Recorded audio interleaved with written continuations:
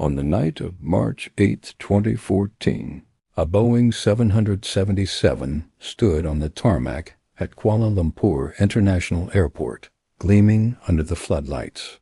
This was Malaysia Airlines Flight 370, a routine red-eye flight scheduled for a 6-hour journey to Beijing, China. On board were 227 passengers from 14 different nations, a mix of tourists, business travelers, and families returning home. In the cockpit were Captain Zahari Ahmad Shah, a highly experienced pilot with over 18,000 flight hours, and his co-pilot, Farik Hamid. 12 crew members prepared the cabin for the overnight journey. The aircraft pushed back from the gate just after midnight, its powerful engines spooling up with a familiar roar. At 12:42 a.m. local time, MH370 lifted off into the warm, dark Malaysian sky, climbing smoothly towards its cruising altitude. For the first 38 minutes, everything was perfectly normal. The flight followed its designated path northeast across the Malaysian peninsula, a familiar route for pilots and air traffic controllers. At 1:19 a.m., as the plane prepared to leave Malaysian airspace and enter Vietnamese airspace over the South China Sea, a final, calm voice communication was heard from the cockpit. Kuala Lumpur's air traffic control radioed, "Malaysian 370, contact Ho Chi Minh 120.9. Good night." The reply came back, "Good night, Malaysian 370. These would be the last words ever heard from the flight. Just 2 minutes later, something inexplicable happened. At 1:21 a.m., the aircraft's transponder, the device that communicates its identity, altitude, and speed-to-ground radar, was switched off. The blip representing MH370 vanished from the screens of civilian air traffic controllers. It had disappeared from sight, right at the handover point between two countries' airspace. Initially, Vietnamese controllers in Ho Chi Minh City noted the plane had not checked in, as expected. They spent the next critical minutes trying to locate it, assuming a simple communication issue. But as time stretched on without any signal, a sense of unease began to creep in. What controllers on the ground didn't know was that MH370 was not gone. It was just invisible to them. Military radar, which operates independently of a plane's transponder, would later reveal a shocking truth. Shortly after its last communication, the aircraft made a sudden and sharp left turn, deviating completely from its planned flight path to Beijing. It was now flying back towards the Malaysian peninsula, a deliberate, manually controlled maneuver. The plane then flew back across Malaysia, a silent ghost in the night sky. It navigated a complex path, seemingly flying along established aviation waypoints, suggesting it was being piloted by someone with expert knowledge. After crossing the peninsula, it veered northwest, up the Strait of Malacca. The final primary radar contact was made by the Malaysian military at 2:22 a.m., showing the plane flying out over the Andaman Sea, heading away from any land. And then it disappeared from military radar range as well. It had flown into the vast, empty expanse of the Indian Ocean. The world awoke to the bewildering news that a modern passenger jet had vanished without a trace. An unprecedented search and rescue operation was launched, initially focused on the South China Sea, where contact was last made. Dozens of ships and aircraft from multiple nations converged on the area, scanning the waters for any sign of wreckage, an oil slick, or debris. But day after day, the search teams found nothing. The ocean remained empty, offering no clues as to the fate of the 239 souls on board. Hope began to fade, replaced by a growing sense of confusion and dread. Then a breakthrough came from an unexpected source.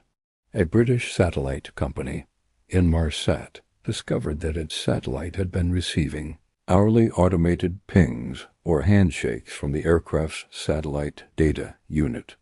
These pings did not contain location data, but analysis of the signals, the time they took to travel between the satellite and the plane, allowed experts to calculate a rough distance. This data created two vast arcs of possible locations, a northern arc stretching across Central Asia, and a southern arc deep into the remote southern Indian Ocean. Given the amount of fuel on board, investigators concluded the aircraft must have flown south. The search area shifted dramatically, moving to a desolate, storm-tossed stretch of ocean thousands of kilometers southwest of Australia. This was one of the most remote and deepest parts of the world's oceans, a daunting place to search for a needle in a haystack. For years, a massive, technologically advanced underwater search scoured the seabed. Submersibles and sonar equipment mapped over 120,000 square kilometers of rugged, mountainous underwater terrain. The effort, costing hundreds of millions of dollars, was one of the largest in aviation history. Yet, incredibly, it found absolutely nothing. The primary wreckage of the Boeing 777 remained elusive. Then, in July 2015, more than a year after the disappearance, a piece of debris washed ashore on Reunion Island, a French territory east of Africa. It was a flaperon, a part of the aircraft's wing.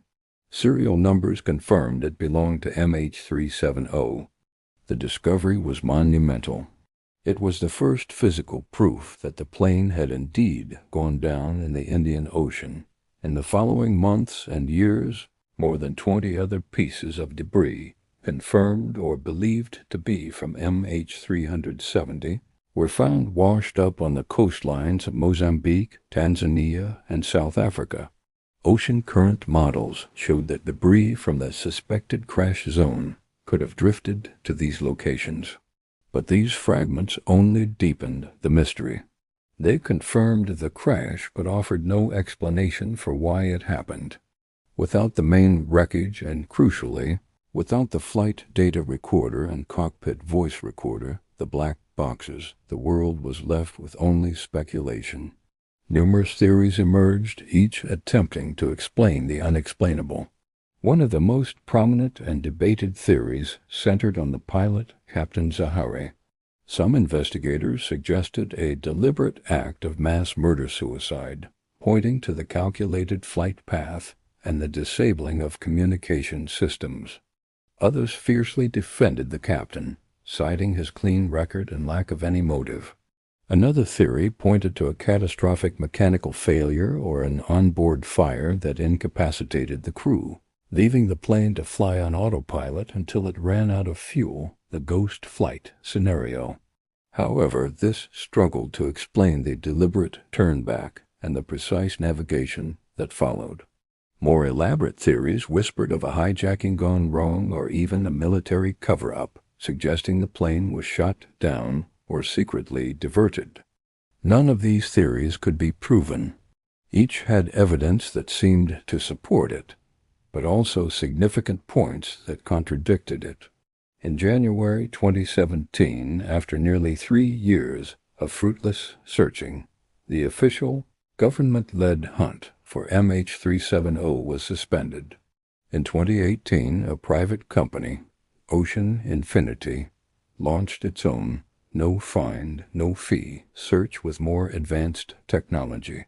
They scanned a new high-probability area of the seafloor for months, but they too found nothing. The official search for Malaysia Airlines Flight 370 was declared over.